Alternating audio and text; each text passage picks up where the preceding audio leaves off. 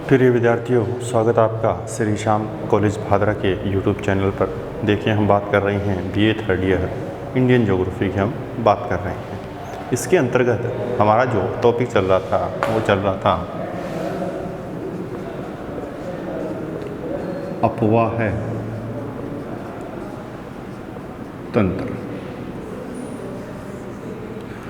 अपवाह तंत्र के अंतर्गत हमने विभिन्न आधार देखा था। सबसे पहले हमने समुद्री जल विसर्जन के आधार पर देखा था, उसके बाद में उद्गम, प्रकृति और विशेषता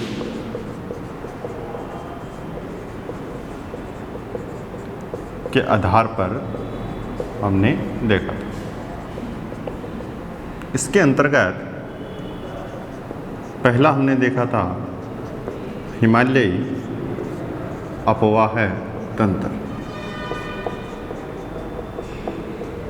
इसकी कुछ विशेषताओं की बात हमने की थी कि ये जो हिमालयी अपवाह तंत्र है, इसके अंतर्गत वर्ष भर वर्षा होती है, साथ साथ में हिम पिघलती है, जिसके कारण नदियाँ क्या है, बारहमासी हैं। सर्वप्रथम यहाँ की जो नदियाँ हैं गहरे गोर्ज का निर्माण करती हैं, महाखंड का निर्माण करती हैं। उसके बाद में जैसे ही वो मैदानी भाग में प्रवेश करती है तो उससे पहले वो शिप्रिकाएँ जलप्रपात का निर्माण करती है।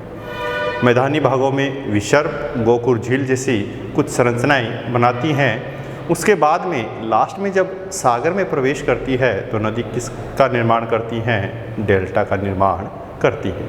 ये कुछ विशेषताएं हमने देखी थी। अब इस हिमालयी अपवाह तंत्र के अंतर्गत कुल 3 नदियों की बात की थी हमने। सबसे पहले कौन सी नदी है, सिंधु नदी है। देखिए,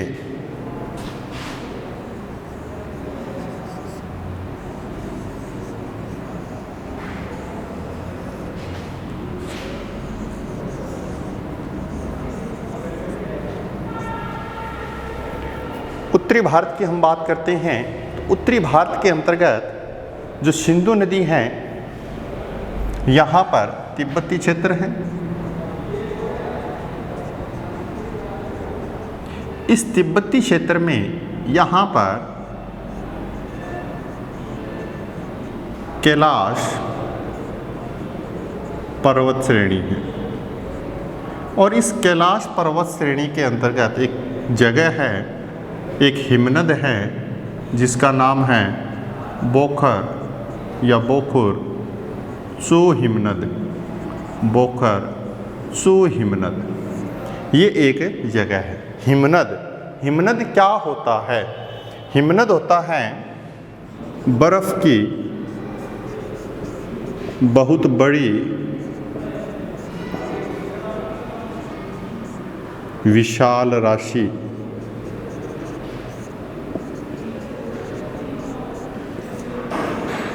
या तो हम कह सकते हैं बर्फ की बहुत बड़ी राशि, बहुत ज़्यादा राशि, या कह सकते हैं विशाल राशि।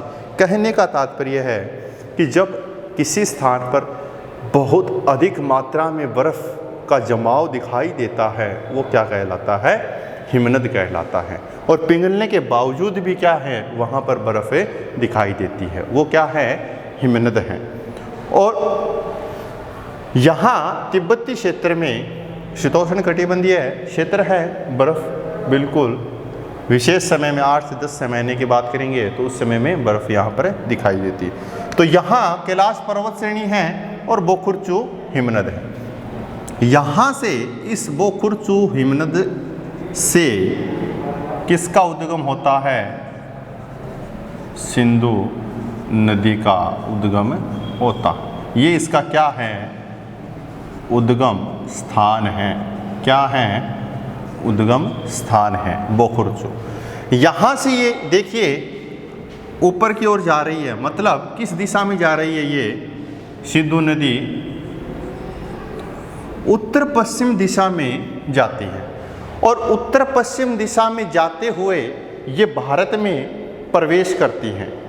और भारत में प्रवेश करती है तो यहाँ पर एक पर्वत श्रेणी है,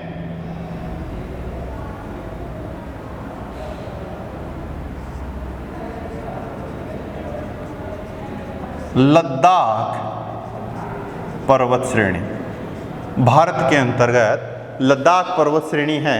इस लद्दाख पर्वत श्रेणी को पार करने के बाद में गिलगिट के पास में यहाँ एक स्थान है, गिलगिट।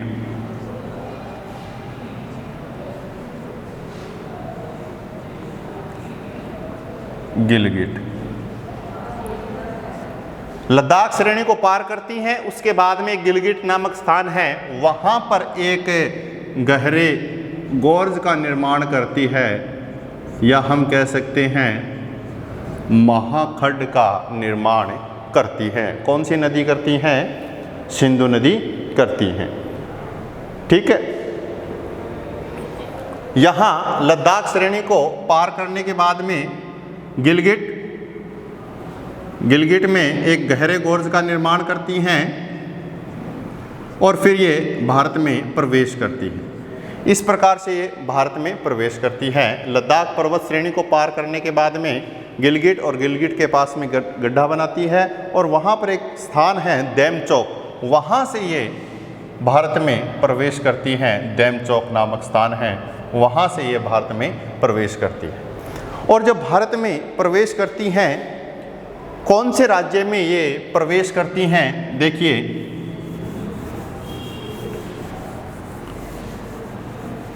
कौन से राज्य में प्रवेश करती हैं? जम्मू कश्मीर के राज्य में प्रवेश करती है।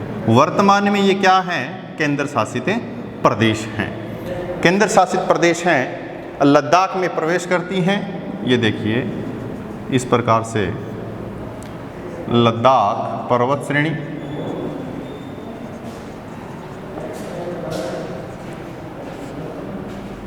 गिलगिट, डेमचौक, ये स्थान है, यहाँ पर प्रवेश करती है। और ये फिर कहाँ? पूरे जम्मू कश्मीर के अंतर्गत बहते हुए आगे कहाँ जाती है? ये पाकिस्तान में चली जाती है। जब ये जम्मू कश्मीर के अंतर्गत बहती हैं तो इसकी लंबाई कितनी है? एक तो जम्मू कश्मीर भारत की बात करेंगे और कुल की बात करेंगे। कुल लंबाई, इस नदी की कुल लंबाई और भारत में इसकी लंबाई की बात करेंगे। पाकिस्तान से बहते हुए ये कहाँ पर विसर्जित होती हैं? अरब सागर में विसर्जित होती हैं। कहाँ पर विसर्जित होती हैं? अरब सागर में विसर्जित होती हैं। और बोखुर चू से लेकर अरब सागर तक इसकी कुल लंबाई 2880 किलोमीटर देखी जाती है।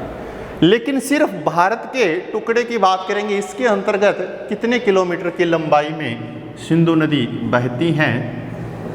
709 किलोमीटर की लंबाई में सिंधु नदी भारत के अंतर्गत बहती है। अब देखिए, इसके अपवाह क्षेत्र की बात करेंगे तो कुल अपवाह क्षेत्र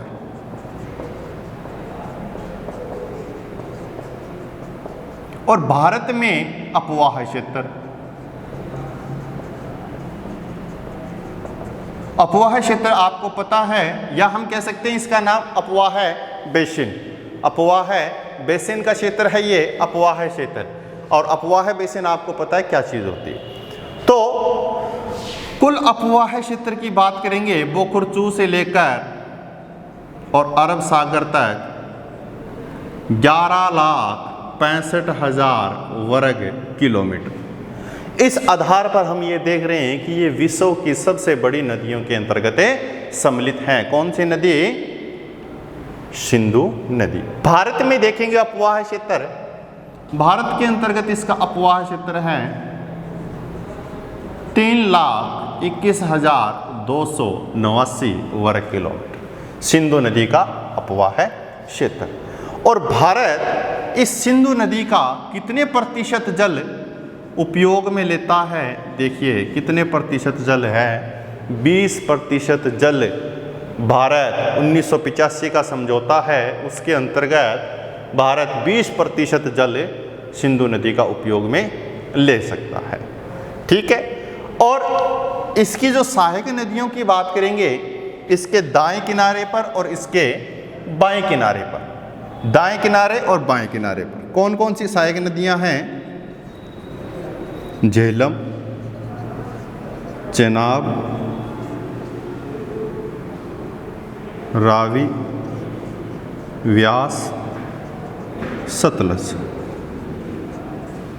ये मुख्य 5 सहायक नदियां हैं। और इन सहायक नदियों में सिंधु की 3 सहायक नदियां हैं। ये इन तीनों नदियों का जल भारत उपयोग में लेता है। कितने प्रतिशत लेता है? 20%। सतलज, रावी और व्यास 3 नदियों का जल भारत उपयोग में लेता है। ठीक है, ये इसकी सहायक नदियां हैं। भारत में भी कुछ इसकी छोटी छोटी और सहायक नदियां हैं, जैसे हम बात करेंगे जास्कर, नुब्रा, शिगार, श्योक, गिलगित। ये सारी की सारी क्या हैं? सिंधु की सहायक नदियां हैं जो भारत के अंतर्गत देखी जाती हैं। अब यहाँ से ये पाकिस्तान में प्रवेश करती हैं और पाकिस्तान में एक नदी मिलती है इससे। कौन सी नदी? काबुल नदी। अटक के पास में, ये अटक स्थान है, अटक के पास में कौन सी नदी मिल रही है? काबुल नदी मिल रही है। और इसके बाद में ये आगे सिंधु नदी पंजाब के मैदान में प्रवेश करती है। किस मैदान में? पंजाब के मैदान। पाकिस्तान का मैदान है ये भारत का नहीं है।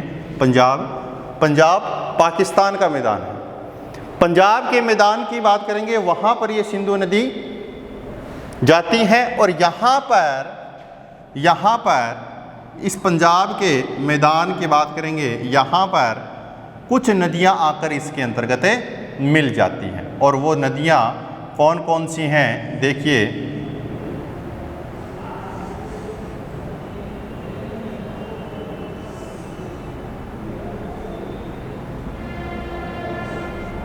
ये काफ़ी नीचे आ गया है, लेकिन मैं आपको बता देता हूँ कि इसी क्रम में कुछ नदियाँ यहाँ पर मिलती हैं। और यहाँ पर एक क्षेत्र है आगे, मिठानकोट। ये पंजाब का मैदान है, पंजाब का मैदान। और यहाँ पर मिठानकोट नामक स्थान है। यहाँ पर ये कुल 5 नदियाँ आकर मिल जाती है। किसके अंतर्गत मिल जाती हैं? किसके अंतर्गत? सिंधु नदी में मिल जाती है। 5 नदियाँ कौन सी हैं? पहली नदी है ऊपर झेलम, दूसरी है चेनाब, तीसरी है रावी, चौथी है व्यास और लास्ट है सतलज। ये 5 नदियाँ हैं। ठीक है, इसके अंतर्गत माना जाता है कि ये जो झेलम नदी है ये किस में गिर रही है? चेनाब में गिर रही है। और चेनाब आगे जाती है, फिर रावी भी किस में गिर जाती है? चेनाब में गिर जाती हैं। और चेनाब और सतलुज ये कन्फर्म नहीं हो रहा है कि मुख्य नदी किसको माना जाए, चेनाब को माना जाए, सतलज को। कहीं कहीं हमें चेनाब दिखाई देता है, कहीं कहीं हमें सतलज नदी दिखाई देती है। ये कुल 5 नदियां हैं जो मिठानकोट पे मिलती हैं। फिर आगे की बात करेंगे तो आगे कराची है, कराची है और कराची के दक्षिण में अरब सागर हैं। और वहाँ मिलने से पहले किसका निर्माण करती है? डेल्टा का निर्माण करती है। तो ये हमने देखा सिंधु नदी के बारे में। देखिए, एक बार फिर से रिपीट करता हूँ कि सिंधु नदी है वो कहाँ से निकलती हैं, उसका उद्गम स्थान कहाँ है? उसका उद्गम स्थान तिब्बती क्षेत्र में कैलाश पर्वत श्रेणी है, वहाँ से है। और बोकुरचू नामक हिमनद है, वहाँ से प्रवेश करती है। और यहाँ से ये लद्दाख श्रेणी को पार करते हुए गिलगिट के पास में भारत में प्रवेश करती है, जो डैमचौक नामक स्थान है। यहाँ से फिर क्या है, ये जम्मू कश्मीर राज्य के अंतर्गत एक जिला भी आता है, कई बार लिखा हुआ लेह जिला। अब तो लद्दाख का हो गया है, लद्दाख केंद्र शासित प्रदेश का। जो लेह जिला है, उस लेह जिले में सिंधु नदी बहती है। और इसकी लंबाई की बात करेंगे, कुल लंबाई 2880 किलोमीटर। भारत में लंबाई देखेंगे तो 709 किलोमीटर देखी जाती है। कुल अफवाह क्षेत्र की बात करेंगे तो 11,65,000 वर्ग किलोमीटर। भारत में अफवाह क्षेत्र की बात करेंगे 3,21,289 वर्ग किलोमीटर देखा गया। फिर उसके बाद में यह आगे पाकिस्तान में जैसे ही प्रवेश करती है तो इसके अंतर्गत एक नदी आकर मिलती है, काबुल नदी। कहाँ पर? अटक में। अटक में कौन सी नदी? काबुल नदी। फिर आगे पंजाब के मैदान में प्रवेश करती है, वहाँ पर मिठानकोट के नज़दीक इसमें 5 नदियाँ आके समाहित होती हैं, झेलम, चेनाब, रावी, व्यास और सतलज। यहाँ से मिठानकोट से आगे जाती है कराची, और कराची के दक्षिण में अरब सागर में मिल जाती है, और अरब सागर में मिलने से पहले किसका निर्माण करती है? डेल्टा का निर्माण करती है। तो ये चीज़ हमने देखी। और भारत इस सिंधु नदी का कितना प्रतिशत जल उपयोग में लेता है? 20% जल उपयोग में लेता है। किन नदियों के द्वारा लेता है? सतलज, रावी और व्यास, 3 नदियां हैं। इन तीनों नदियों का जल भारत उपयोग में लेता है। अब इस सिंधु नदी तंत्र के अंतर्गत हम देखेंगे, इस सिंधु नदी की बात कर ली, अब सिंधु नदी तंत्र की बात करेंगे। हम तंत्र में हम क्या लिखेंगे?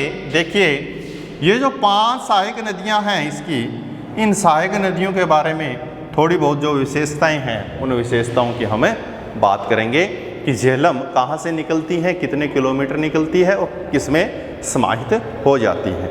इस प्रकार से कुल 5 नदियों की बात करेंगे। तो चलिए हम बात करते हैं सबसे पहले झेलम।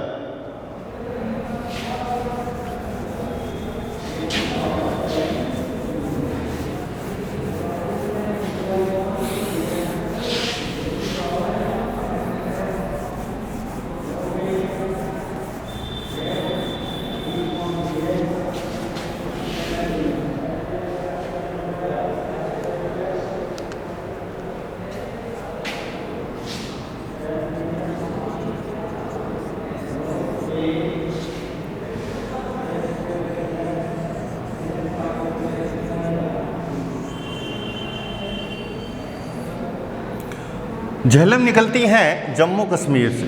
कहाँ से निकलती हैं?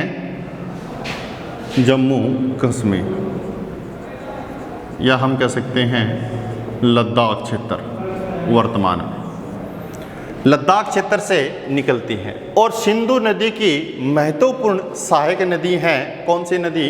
झेलम। और इसके अंतर्गत क्या है? जम्मू कश्मीर के दक्षिण पूर्व की बात करेंगे, हम इस क्षेत्र की बात करेंगे तो दक्षिण पूर्व में एक झरना है, वेरीनाग झरना। इस झरने के निकट से किस नदी का उद्गम माना गया है? किस नदी का उद्गम माना गया है? झेलम नदी का उद्गम माना गया है। ये जो जम्मू कश्मीर है या हम लद्दाख क्षेत्र की बात करेंगे, वहाँ से इसका उद्गम होता है। कश्मीर घाटी की बात करते हैं और वहाँ पर एक वेरीनाग झरना है, वेरीनार या वेरीनाग झरना है, वहाँ से झेलम नदी का उद्गम माना जाता है। और इसके अंतर्गत बहुत सी सहायक नदियाँ आकर मिलती हैं, जिसके अंतर्गत एक प्रमुख नदी है इसकी, लिटूर नदी। काफ़ी बार आती है ये एग्ज़ाम में, कंपटीशन एग्ज़ाम में आती है। लिटूर नदी है वो झेलम नदी के अंतर्गत समाहित हो जाती है। और यह 400 किलोमीटर बहने के बाद में पर्वतीय क्षेत्र को पार कर लेती हैं। पर्वतीय क्षेत्र में ये लगभग कितनी बहती हैं? 400 किलोमीटर। और फिर ये किस प्रदेश में आ जाती है? मैदानी भाग में आ जाती है। जो पंजाब का मैदान की बात करते हैं उस मैदानी भाग में आ जाती है। और उस मैदानी भाग में प्रवेश करती हैं और आगे एक स्थान आता है, आगे एक स्थान आता है, ये स्थान है ट्रीमू। कौन सा स्थान है? ट्रीमू। और ट्रीमू में ये कहाँ पर किससे मिल जाती हैं? कौन सी नदी से मिल जाती हैं? चेनाब से मिल जाती हैं। झेलम नदी ट्रीमू में किससे मिल जाती हैं? चेनाब से मिल जाती हैं।